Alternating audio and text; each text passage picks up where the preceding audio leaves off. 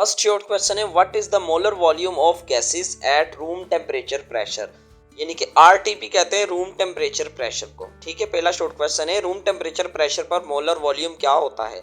Molar volume की definition ये है कि अगर किसी भी गैस का हम 1 मोल ले लें अकॉर्डिंग टू एवोगैड्रोस लॉ, उसके अंदर जो वॉल्यूम होगा वो होगा 24 डेसीमीटर क्यूब। ठीक है, इसको हम कहते हैं जी मोलर वॉल्यूम।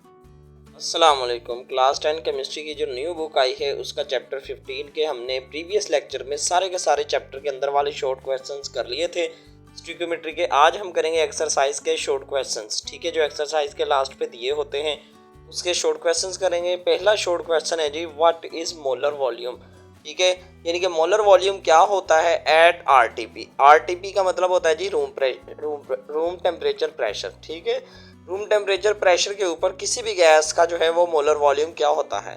तो किसी भी गैस का जो मोलर वॉल्यूम होता है वो होता है जी 24 डेसीमीटर क्यूब। ठीक है, अकॉर्डिंग टू एवोगैड्रो लॉ।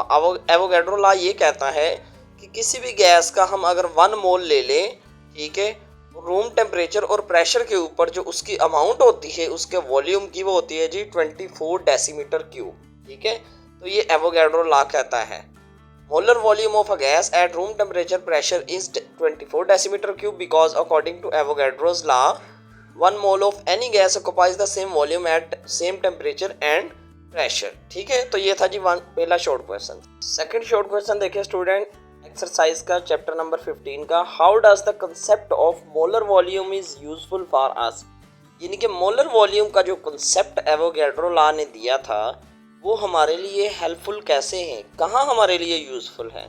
ठीक है, तो इसकी हमने इंपॉर्टेंस बतानी है एक तरह से। The concept of molar volume is useful because it allows us to convert moles of gas into volume easily since 1 mole of gas occupies 24 decimetre cube at room temperature pressure.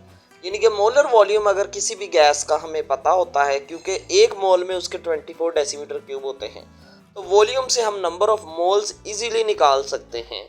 तो ये इसलिए useful है कि अगर हमें moles नहीं भी पता हो किसी गैस के तो उसके मोलर वॉल्यूम से हम number of moles easily find कर सकते हैं, तो फिर मोल से हम अदर कैलकुलेशंस भी कर लेते हैं। ठीक है जी, ये था जी दूसरा शॉर्ट क्वेश्चन। अब थर्ड वाला शॉर्ट क्वेश्चन देखें 15.3 how does the molar volume related to the Avogadro's law. जो मोलर वॉल्यूम है वो एवोगैड्रो लॉ के साथ किस तरह से रिलेट करता है। ठीक है, किसी भी गैस का मोलर वॉल्यूम जो है वो एवोगैड्रो लॉ के साथ इस तरह से रिलेट करता है। Molar volume is related to the Avogadro's law. Molar volume जो है वो एवोगैड्रो लॉ के साथ रिलेट करता है because the law states that equal volumes of gases, यानी कि एवोगैड्रो लॉ की स्टेटमेंट ये है कि किसी भी गैस के नंबर ऑफ मोल्स हम ले लें 1 मोल, तो उसमें जो नंबर ऑफ मॉलिक्यूल्स उतने ही होंगे जितने उसके नंबर ऑफ मोल्स हैं और उतना ही उसका वॉल्यूम होगा जिसको हम कहते हैं जी 24 decimetre cube. So 1 mole of every gas has the same volume. ठीक है जी, चौथा शॉर्ट क्वेश्चन देखें 15.4 why two different compounds have the same empirical formula. ठीक है, क्या 2 या 2 से ज्यादा कंपाउंड का सेम एम्पिरिकल फार्मूला हो सकता है। जी बिल्कुल हो सकता है। 2 डिफरेंट कंपाउंड्स में have the same empirical formula. For example देखें जी, एग्जाम्पल है हमारे पास बेंजीन और एसिटाइलिन, इन दोनों का एम्पिरिकल फार्मूला सेम होता है। उसकी रीजन क्या है, it shows only the simplest ratio of atoms not the actual number of atoms in a molecule. क्योंकि एम्पिरिकल फार्मूला में एक्चुअल नंबर ऑफ एटम्स नहीं बताए जाते, सिंपलेस्ट रेशियो बताई जाती है। फॉर एग्जाम्पल C6H6 जो है वो बेंजीन का फार्मूला है, C2H2 जो है वो एसिटाइलिन का फार्मूला है। दोनों की जो सिंपलेस्ट रेशियो आती है 2 कॉमन ले लें और 6 कॉमन ले लें तो हमारे पास जो है वो CH आती है। तो इसलिए बेंजीन और एसिटाइलिन का जो है एम्पिरिकल फार्मूला सेम होता है। ठीक है, 15.5 वाला शॉर्ट क्वेश्चन देखें, सेकंड लास्ट शॉर्ट क्वेश्चन है। स्टूडेंट वीडियो आपको अभी तक अच्छी लगी है, आपके लिए हेल्पफुल है, तो इस वीडियो को लाइक करते हैं, आपके लिए बड़ी एफर्ट करते हैं। ठीक है, जज़ाकल्लाह। Why is percentage yield important. Percentage yield important क्यों होती है। Percentage yield is important, percentage yield हमारे लिए अहम है बिकॉज क्योंकि it shows the efficiency of a reaction by comparing actual yield with theoretical yield. तो हम कंपेयर करते हैं एक्चुअल यील्ड को थ्योरेटिकल यील्ड के साथ, तो हमें पता चल जाता है कि इस रिएक्शन के अंदर जो है वो कितनी अमाउंट जो है वो बन रही है यील्ड की, उसकी परसेंटेज हम निकाल लेते हैं। तो इस तरह से परसेंटेज यील्ड हमारे लिए इम्पोर्टेंट है, क्योंकि इससे हम थ्योरेटिकल यील्ड भी फाइंड करते हैं। ठीक है जी। 15.6 वाला शॉर्ट क्वेश्चन देखें, व्हाट इज द कंसंट्रेशन।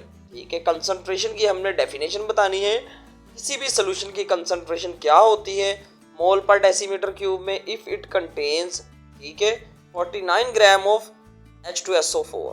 ठीक है, अगर एक सॉल्यूशन जो है H2SO4 का है, उसकी 49 ग्राम जो है उसकी कंसंट्रेशन हमें नहीं पता, लेकिन 49 ग्राम उसका जो है सोल्यूट का मैस है, हमने पर 1 डेसीमीटर क्यूब उसके सॉल्यूशन में 49 ग्राम डिजोल्व है। द कंसंट्रेशन इज 0.5 मोल पर डेसीमीटर क्यूब। कंसंट्रेशन कितनी है? 0.5। कैसे?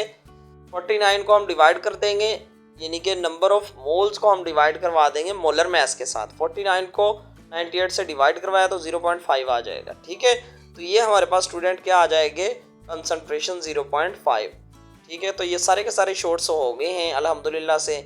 इसके अलावा चैप्टर 14 के हमने शॉर्ट्स भी आपके साथ शेयर किए।